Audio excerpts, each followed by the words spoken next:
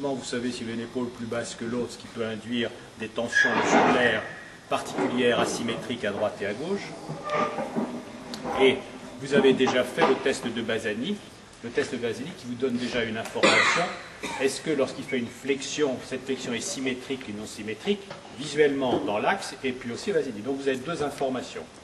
En considérant que le test de Bassani, simplement, c'est un test qui reflète une asymétrie tonique, a priori sous-jacente, là où se pose le pouce. C'est comme ça qu'on l'interprète. C'est strictement opérateur dépendant. Est-ce que c'est juste? On n'en sait rien. Mais on s'aperçoit que c'est valide. En tout cas, lorsque vous avez fait votre intervention après, que vous avez modifié votre test de Bassani, on peut penser qu'on a fait quelque chose qui va dans le sens d'une symétrisation de la régulation tonique posturale. Donc le test, vous connaissez, très simple.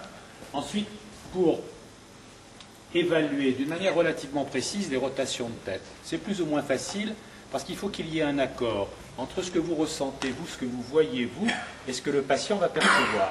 Et ce n'est pas tout le temps le cas. Donc il faut prendre un protocole vraiment très, très précis. Le protocole, c'est de mettre les... Je choisis ça, vous pouvez choisir autre chose, c'est de mettre simplement les 2 pouces de chaque côté de l'épineuse de C7 et D1, avec ici devant, tourne-toi, ici, avec mes doigts, j'ai le repérage sur les clavicules de ma position des doigts, donc je peux penser que quand je suis comme ça, j'ai mes 2 mains positionnées d'une manière strictement symétrique. Je vais donc pouvoir évaluer la rotation de la tête d'une manière relativement fiable, toutes choses étant égales par ailleurs. Donc on peut le faire comme ça, tourne la tête à droite maximum, voilà. Et avec mon doigt ici, je peux quantifier plus ou moins. J'ai une petite légère mesure. Voilà, regarde-moi, et je le demande au patient, tourne ta tête à droite. Voilà. Il y a 2 choses qu'il faut voir. Où le patient tourne comme cela, il me regarde, il me dit oui, il me voit, ce qui me donne une référence. Jusqu'où tu vois quoi là? Mes lunettes, pas mes lunettes, mon visage? Si je regarde, je vois le verre droit et...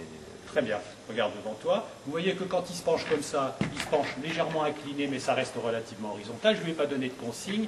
Et surtout, quand il se penche comme ça, je ne vois pas de rotation de la ceinture scapulaire. Il y a des patients qui vont tourner la tête de l'autre côté. Voilà. Et là, tu vois le verre gauche. Parce que tu vois le verre droit, tu es très très fort. Mais ça arrive. Vous avez vu ce russe qui fait ça? Retourne la tête à droite, maximum. Confirme. Ouais. De côté. Pareil. Très bien. Parfait. Sa perception, c'est qu'il est pareil. Je pense qu'il a une toute petite asymétrie, mais c'est pareil. Douleur, pas douleur? Pas douleur. On fait. Donc ici, on contrôle pour vous. Voilà, comme ça. Tourne la tête à droite. Maximum. Il a une vraie rotation. De l'autre côté.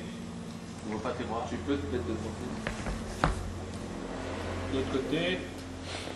De l'autre côté. Ah, pardon. Voilà, il a une petite asymétrie, tourne la tête à gauche. Voilà.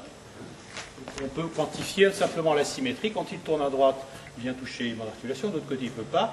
Mais en termes visuels, c'est assez bien compensé, puisqu'il voit des 2 côtés. Mais il y a une petite asymétrie. Très bien. Sans douleur. Il est asymptomatique. Je lui demande de pencher la tête dans l'axe, comme cela. Très bien. De l'autre côté, pas de douleur. Très bien. Parfait.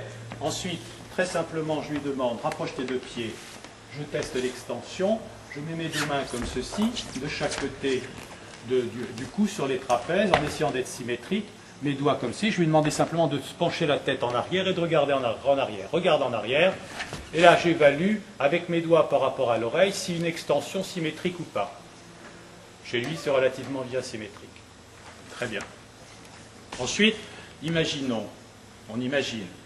Dans le protocole, c'est quand même ça ce que je fais. Ensuite, je mets le patient ou debout comme ça ou assis, et je lui demande, je vais faire simplement, en fonction de ce qui se passe, une rotation cervicale passive. Voilà.